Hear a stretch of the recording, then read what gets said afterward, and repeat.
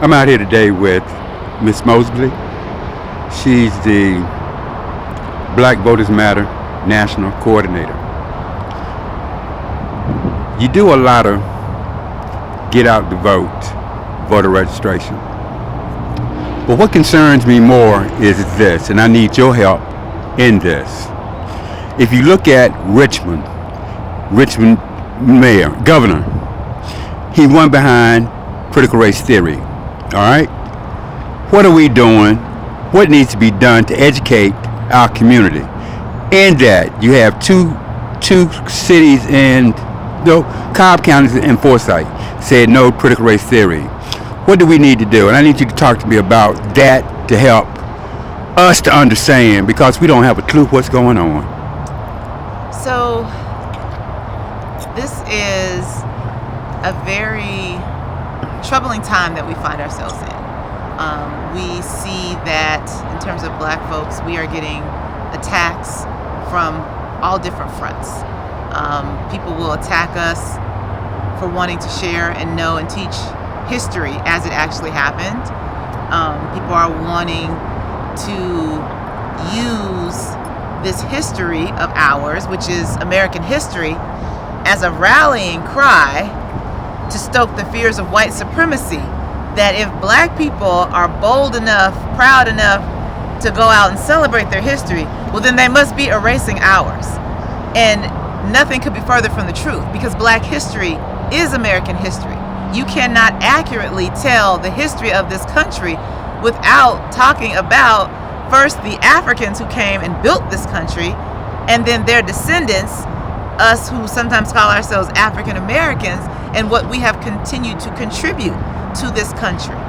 And so, all that being said, these wars have to be held at the local level. This is where we really need to lean into our NAACPs, our urban leagues, our faith community, local organizations, to push pressure and fight back on this false narrative. But at the same time, as Black people, we got to keep our eyes on the prize. We got to make sure that we are uplifting the issues that are important to us, the issues that are going to connect our brothers and sisters in rural areas into this fight as well. And so one of the things that we know for certain we are combating, in Georgia in particular, is going to be environmental racism. And so we must continue the fight for environmental justice. And so that's a broad term, and it means so many different things to so many different people. So for some folks, it's clean air. For some folks, it's clean water. For some folks, it is relief from these high utility bills. We have people in our state who pay more to keep the lights on and keep water running than they do for their actual rent. And so that's a problem. So while this fight over here about history is happening, let us keep our eyes on what is going on in the present, which is an immediate threat to our well-being and our actual existence in these United States. I look at Florida. Federal judge denounced the voter registration legislation there. What do you perceive to happen here in Georgia? So at this moment on this day, April 2nd, voting rights advocates in Georgia, we're holding our breath that we can get through the end of this session without seeing this horrible anti-voter bill rear its ugly head before the last day before sine die. So we were very fortunate, after a lot of pressure and a lot of hard work from a lot of groups on the ground, a lot of activists and elected officials pushing back on extra barriers to voting. HB, I think it's 1464, did not make it in its original state. They were actually able to strip a lot of that voter suppression stuff out of the bill. But as we know, after crossover day, things can get put back in. So we've got just a little bit of time. We are holding our breaths. We are continuing to work, continuing to push to make sure that we don't get anything passed on the last day. And that is the 4th of... Yes, of April. That is coming up, just a couple days away. So we are cautiously optimistic, but not at all letting up on the pressure to make certain that we are able to save the rights that we do have and not have any other restrictions placed upon us as voters in Georgia. Now, if you look at the Supreme Court Justice, how the Republicans almost dogged her we're sitting back looking and not saying anything. I think As a community, am I wrong? No, I think you might be a little wrong on that one, Clyde, because I've seen a lot of the hashtags. I've seen a lot of memes and posts on social media. I saw the full page ad in national newspapers with black women around the country adding their names to the chorus of support for Judge Katanji Brown Jackson, who is immensely qualified to hold this position. We are seeing black men, black women, allies, young, old, all rally to her side to support her. And I also want to point out that what we saw from the judge herself was a master class in patience, but also in dignity on how to handle your haters, right? Because none of those people coming for her, none of their resumes hold up to hers.